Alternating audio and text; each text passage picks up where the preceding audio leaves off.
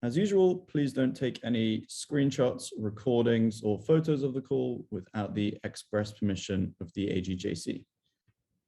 For a review and roundup and recordings of recent calls, feel free to check out the AGJC YouTube channel. And with that out the way, Huda, over to you. Thank you, Jake. And welcome to AGJC's weekly pre-Shabbat Zoom from a very, very hot Bahrain. Each week, we gather together the Jewish communities of all GCC countries and our families and friends from around the world to hear an inspirational message before Shabbat, light candles, pray, and read a section from the weekly Torah portion. During COVID, Rose Sager told me about Rabbi Angela, and I occasionally tune in to her Friday services, and she has a great voice, leaving us all inspired. Rabbi Angela is our featured speaker today, and I'm looking forward to hearing her. The Association of Gulf Jewish Communities is the umbrella organization for the Jewish communities of the GCC countries that are building and enhancing Jewish life in the region. While each community is independent, we share a common goal and vision for Jewish life to flourish in the Gulf for the benefit of both residents and visitors. Thank you for joining us today, and we hope you will join us next week as well. To stay updated on AGJC events, please follow us on Twitter at @GulfJewish and visit our website, www.gulfjewish.org. Wishing you all a Shabbat Shalom from Bahrain. Thank you, Huda. Shabbat Shalom. To light Shabbat candles this week, we turn to Sue. Thank you. Did you respond to your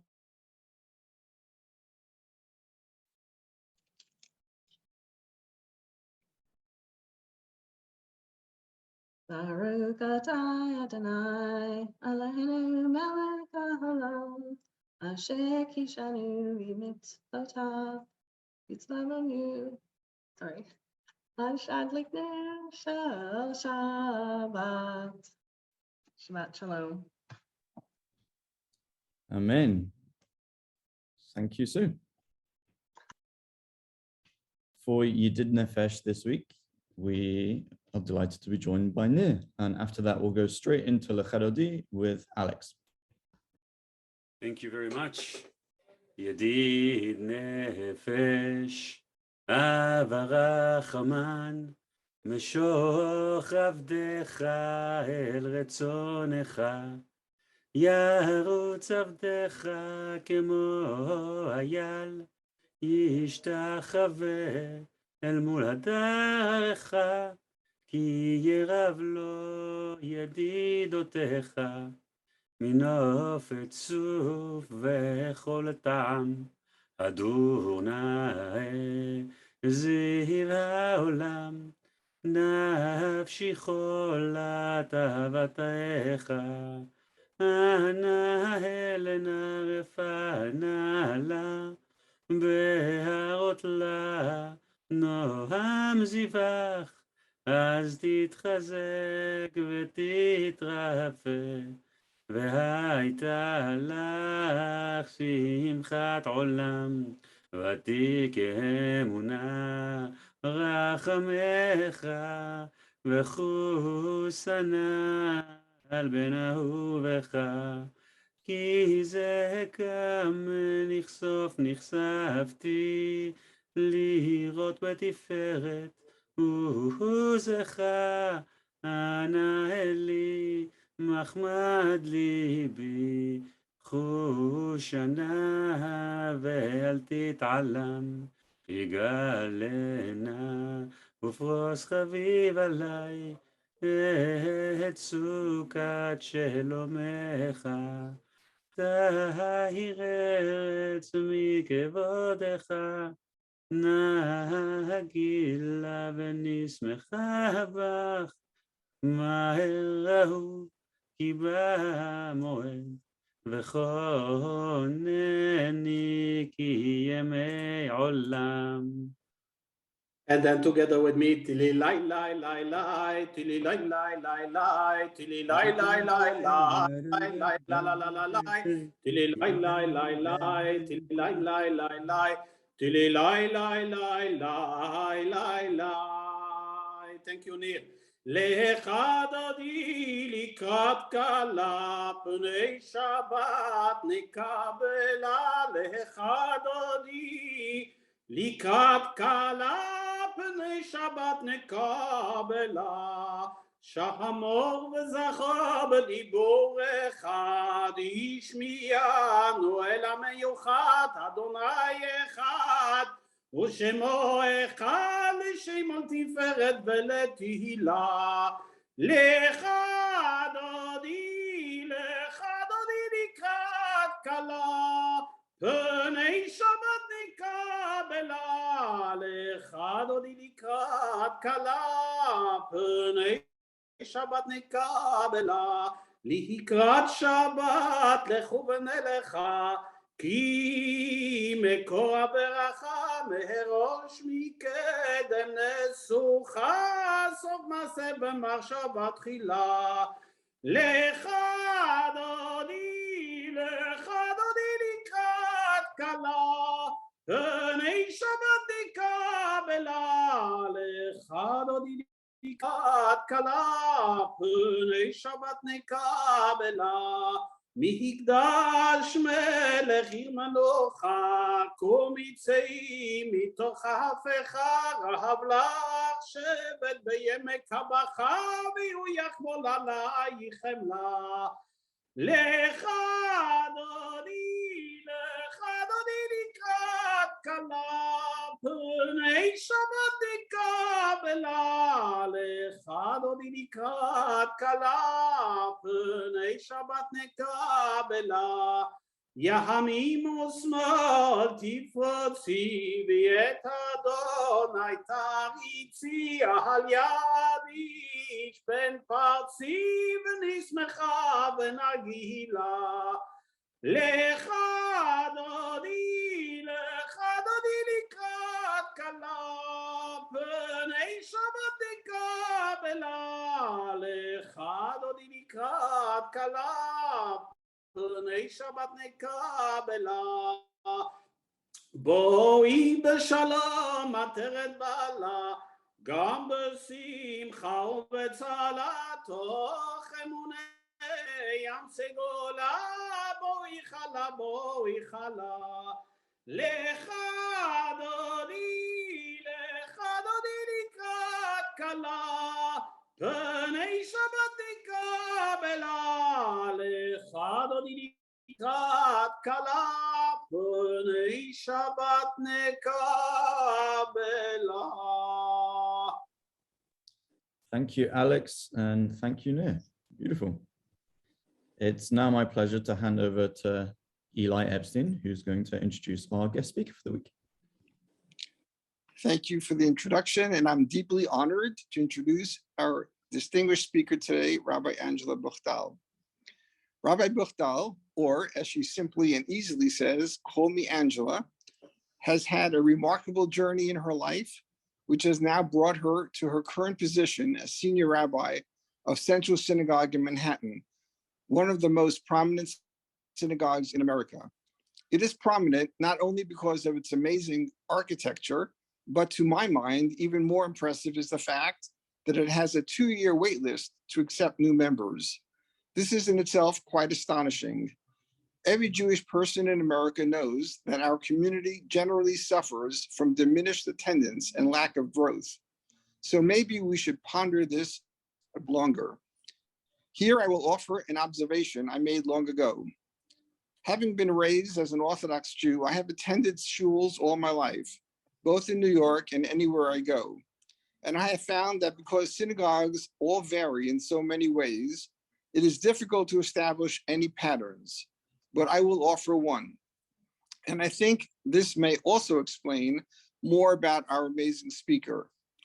In my observation, shuls are most often referred to by their proper name, the Brooklyn Jewish Center or the Young Israel of Long Beach, for example.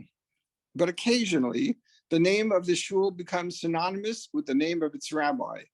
It may not happen all at once, but over time, the community senses that the shift has occurred. I first realized this when my wife and I were students at Columbia University, and we prayed at an old shul in Harlem.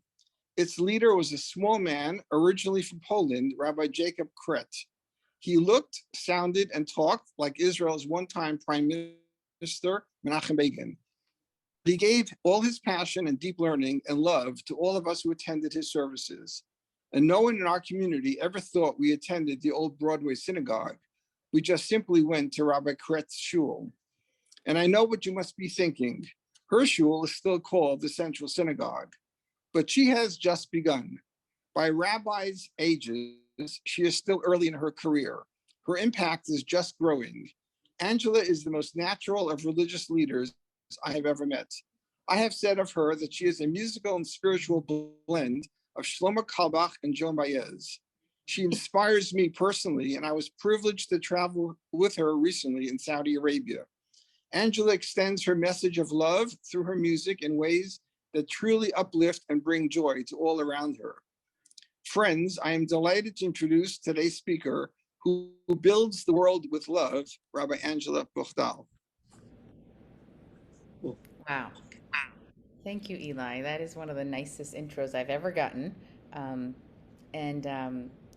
I'm so honored to be here and very moved just to look around the screen. I'm seeing old friends like Eli, Jeffrey Schoenfeld, who's part of my community. So it was happily surprised to see you here, and some of my friends from AGJC like Harriet and Jason, and some new friends, including Jake and of course Alex, who led us so beautifully. I loved your Lachadodi. I was singing along really loudly with the mute on, so thank you for that. And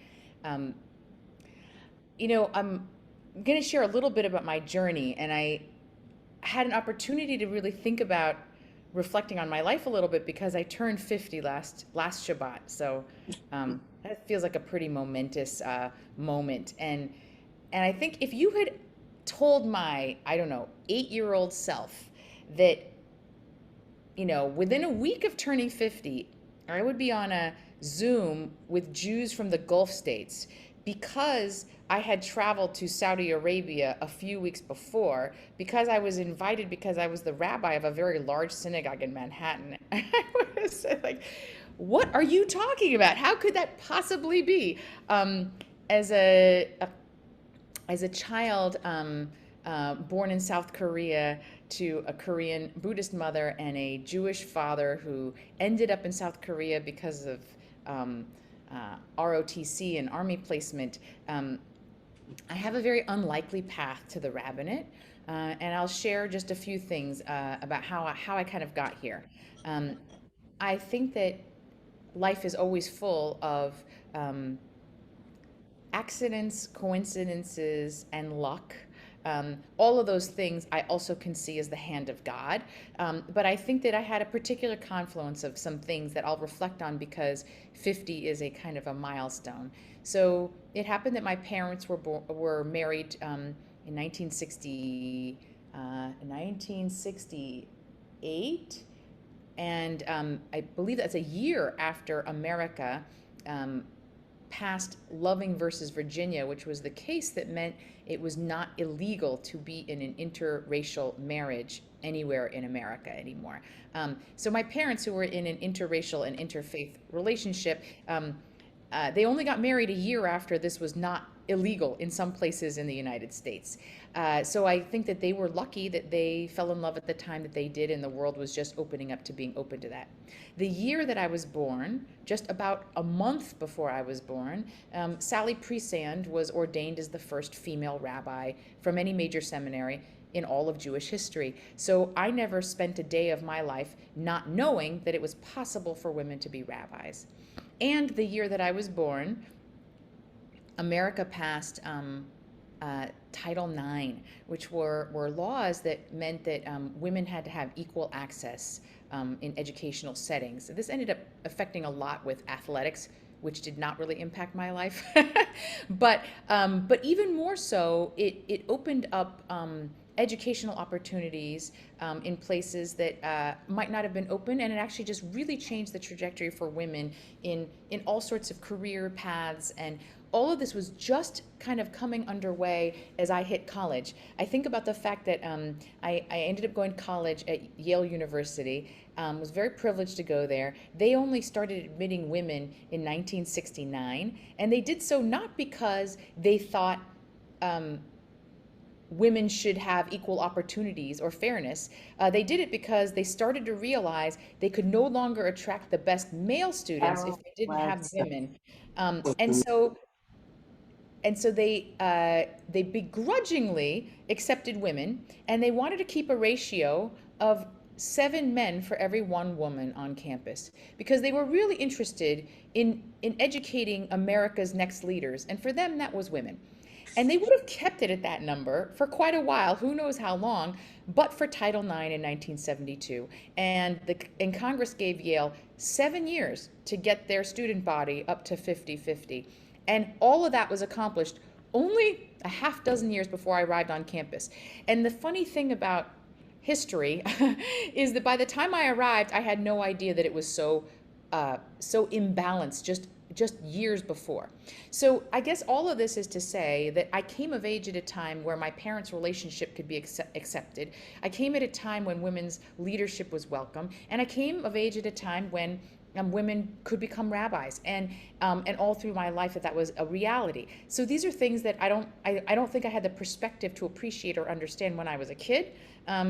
But now at about 50, I can finally say that to be in the place I am, I'm standing on the shoulders of so many who have come before me and fought for the privileges and the rights that I have.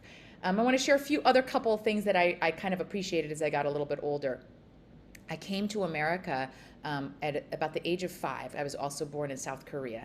And I came to America the same year that Rabbi Alexander Schindler of blessed memory, who was the president of the Reform movement at the time, gave a very brave, visionary, and controversial speech at the biennial conference called about outreach. And he basically said, it's time for us to stop closing the door on interfaith families. We need to welcome them in and embrace them. Now, this was not the way the Jewish community was responding, generally speaking, to families.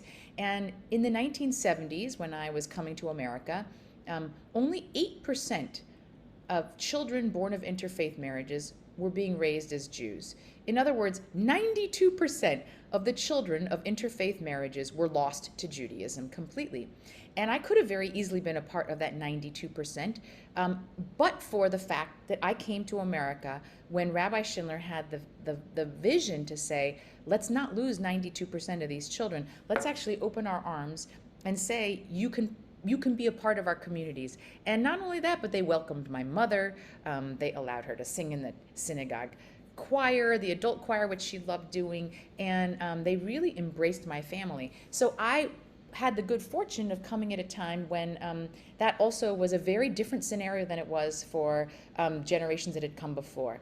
And so one of the conversations I had with Alex when I was in Saudi Arabia was the fact that he had some questions about Reform Judaism, because this was a relatively foreign idea to him. And I want to say that I would not be a Jew today, let alone a rabbi, but I wouldn't even be Jewish today were it not for the Reform movement and its sort of welcoming embrace of my family at the time. And its egalitarian notions of leadership, and its sort of like civil engagement and engagement with the world at large. So then I would say I grew up in my home synagogue from age 5 on, became bat mitzvah, became a song leader, went to Jewish camp, went to Israel on the Bronfman Youth Fellowship when I was 16 years old, and came back from that Israel trip and told my parents that I wanted to be a rabbi, which made them fall on the floor basically. And I think my mother said to me at the time, Angela, I believe that you can do anything you want, but why would you want to do something and make it so hard on yourself? She said, you've got several strikes against you. You've got this non-Jewish mother, you have a Korean face, and you're a woman. And for her, she'd only met one rabbi in her life, and that was Rabbi Richard Rosenthal of blessed memory, who was my rabbi, and you know, he looked out of central casting, like with the big beard and you know, hair growing out of his nose and his ears. And he was a German refugee, he escaped after Kristallnacht, and he was tone deaf. You know, he just was like your rabbi that you imagine. Just an incredibly wonderful rabbi, very learned, and my synagogue was blessed to have him for 41 years. He did his entire rabbinate in Tacoma, Washington, and that gave our community such stability and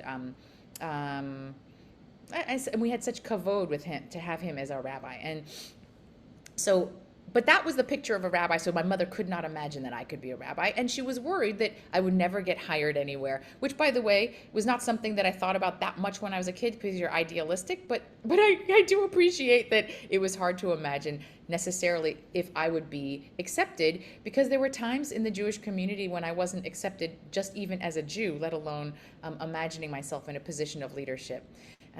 I went from Israel. I was convinced that the center of the American Jewish world was New York, which is probably something I'm still biased enough to feel. And so I wanted to get close to New York. So I ended up in college near New York, and I basically have never left the New York area ever since. I think it's kind of it's a dream to serve Central Synagogue. It is a community that is, it's not that it is just a wonderful, beautiful sanctuary and it's a thriving community. What I appreciate about this community is it's one of the rare spaces that really holds a tremendous amount of diversity within a tent, and I mean that politically and racially and economically and geographically.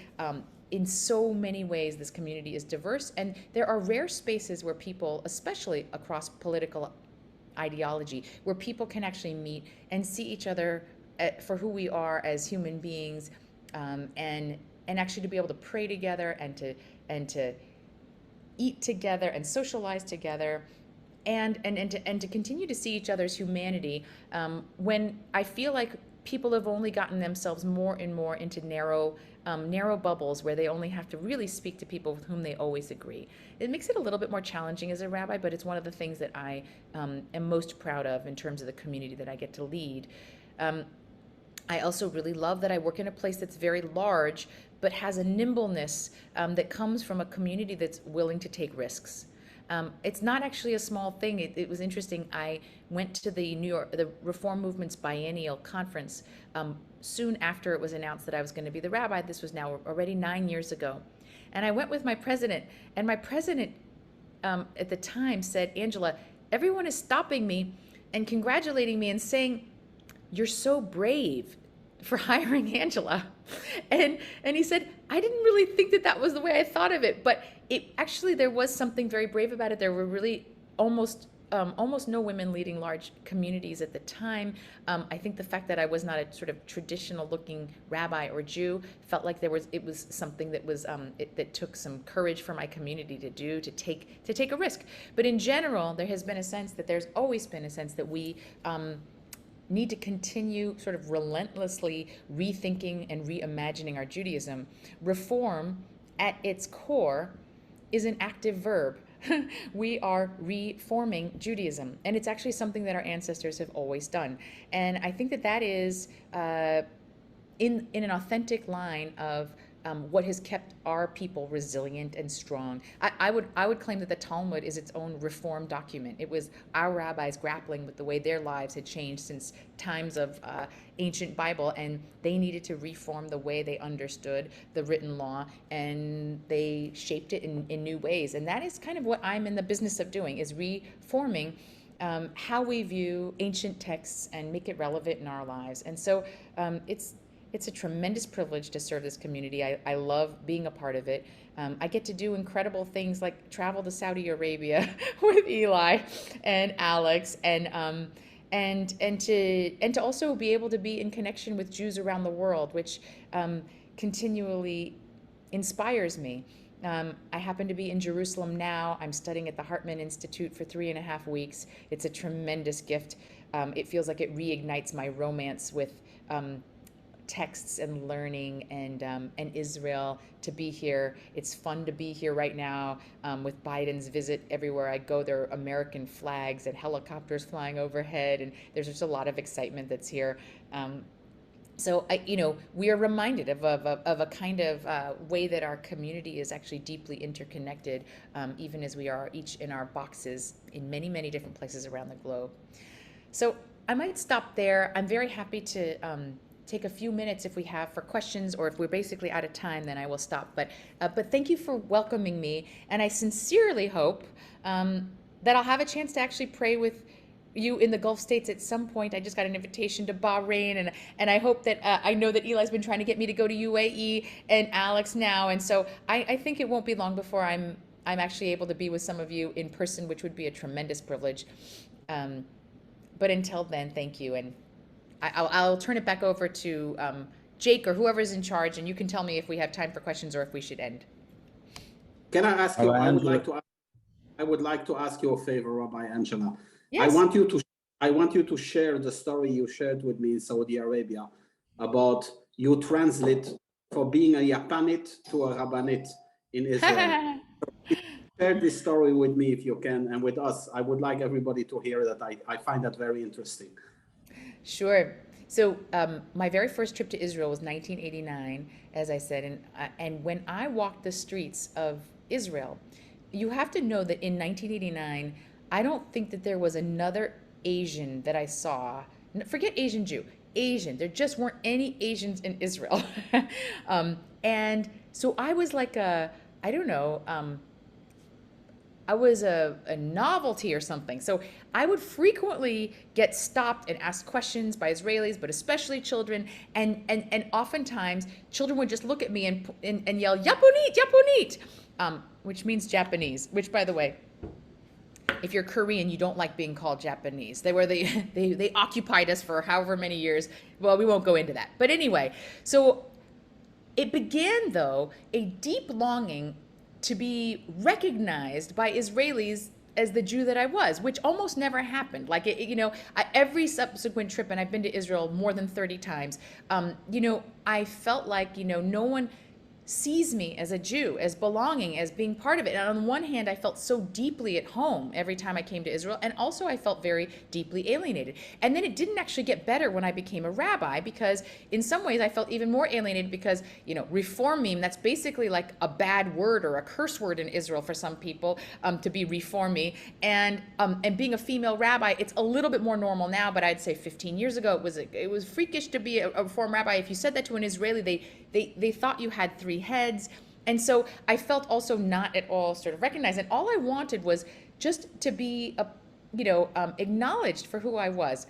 Well, fast forward, and there is a very famous Israeli comedian named Gori Alfi.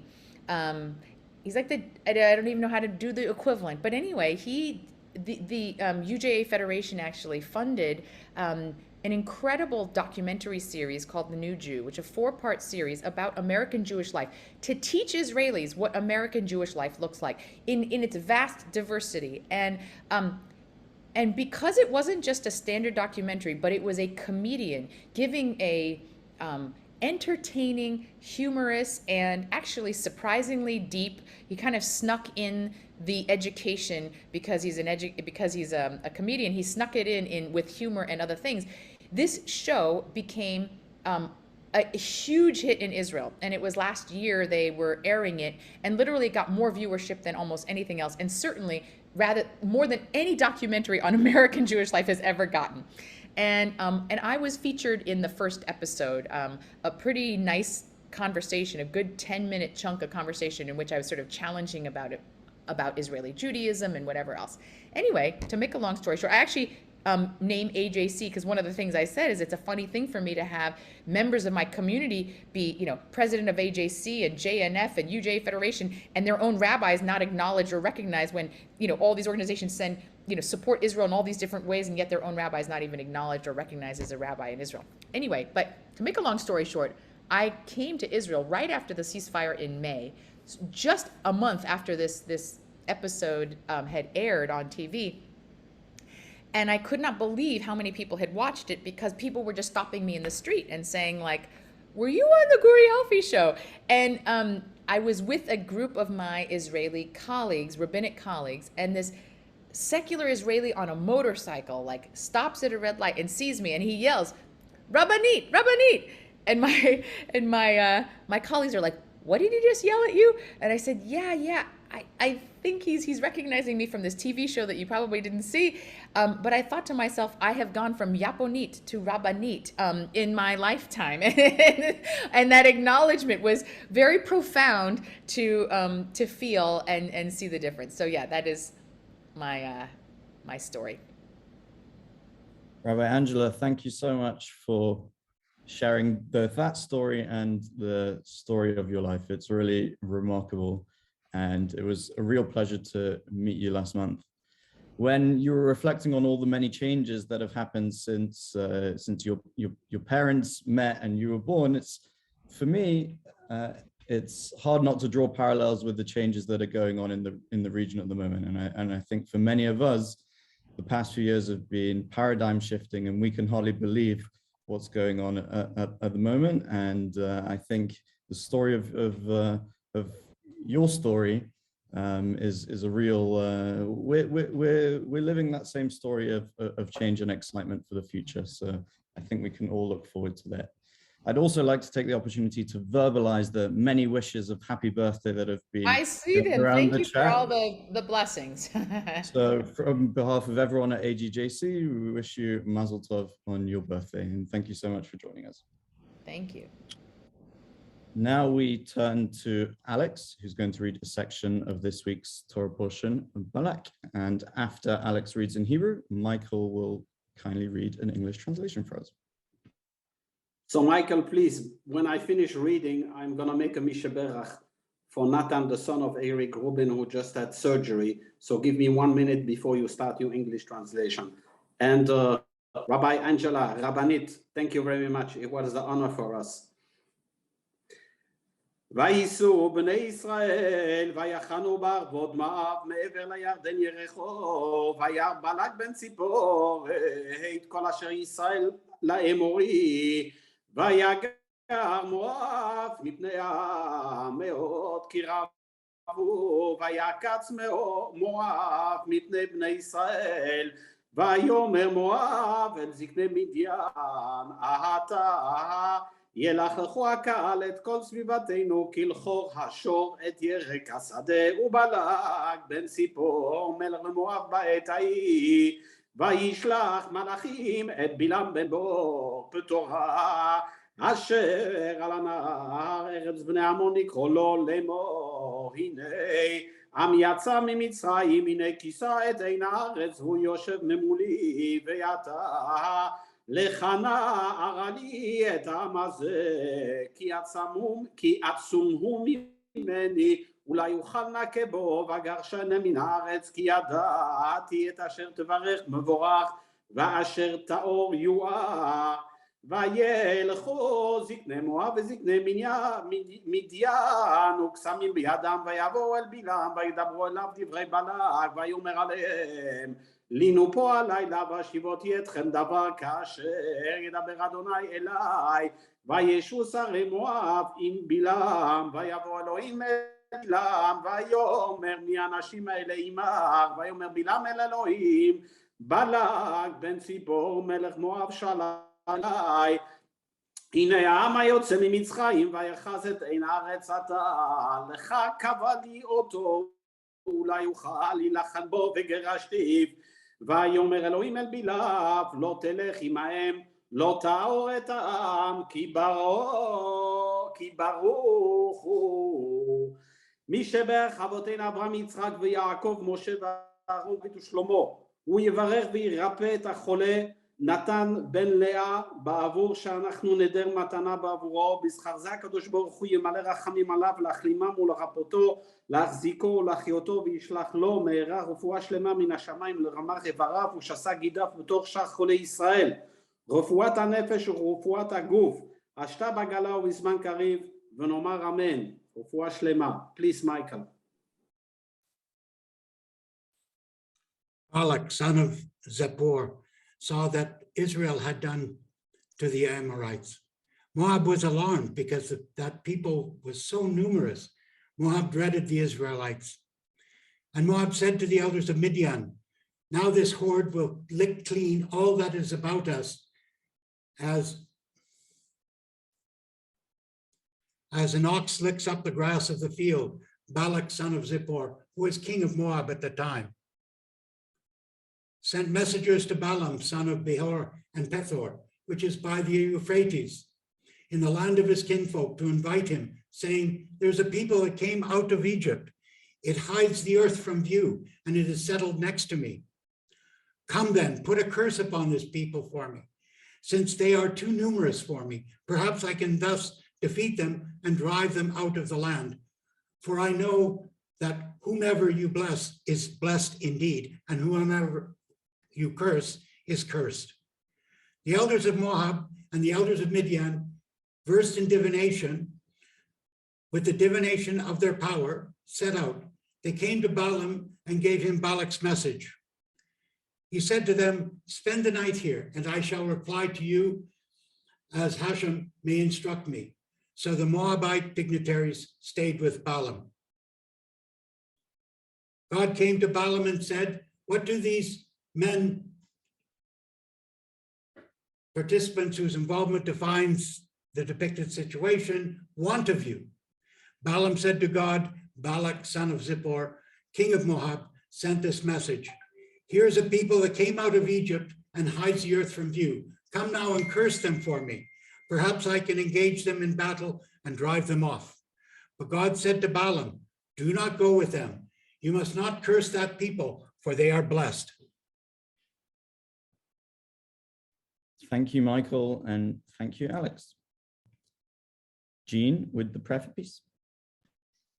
Thank you, Jake. And I wanted to wish happy birthday and hello and thank you to Rabbi Angela, aka Homie Angela.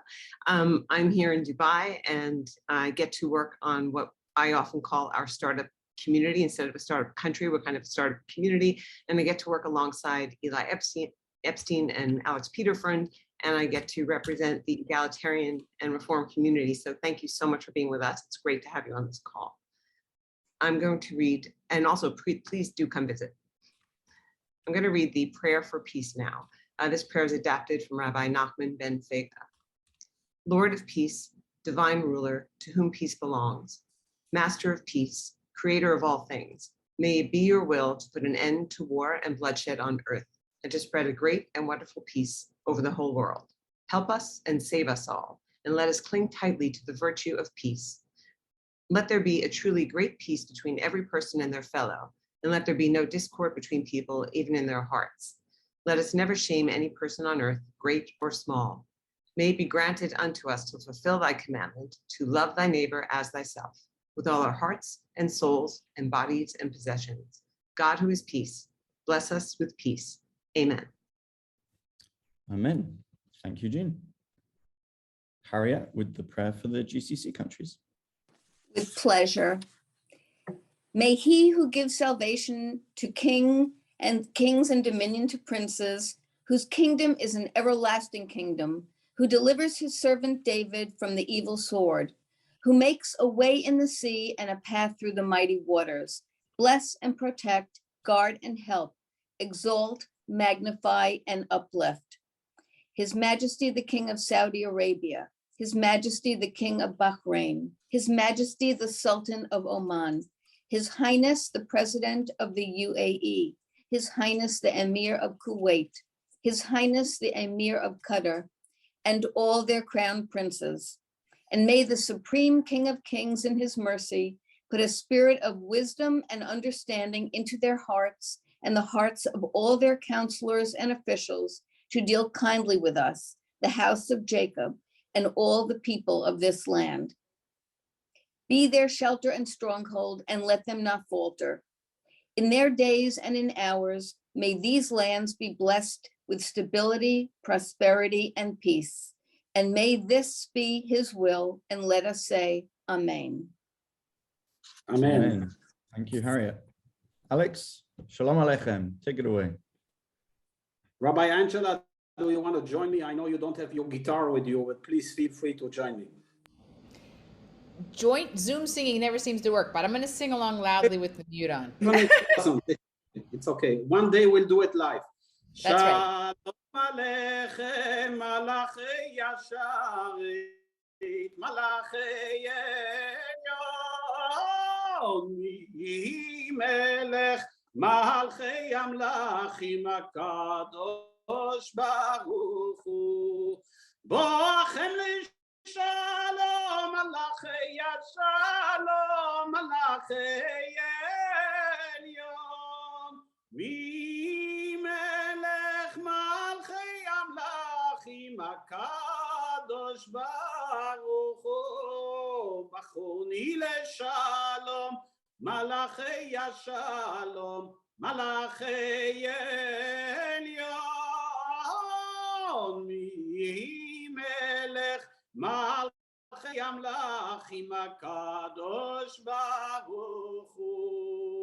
Tzedchem lishalom, malachei shalom, malachei elyon, mi melech malchei amlachim hakadosh baruch hu. Shabbat shalom, everybody. Shabbat Shabbat shalom, everyone. Shabbat shalom. shalom. Shabbat shalom. Health. Shabbat shalom. Shalom. Shabbat shalom.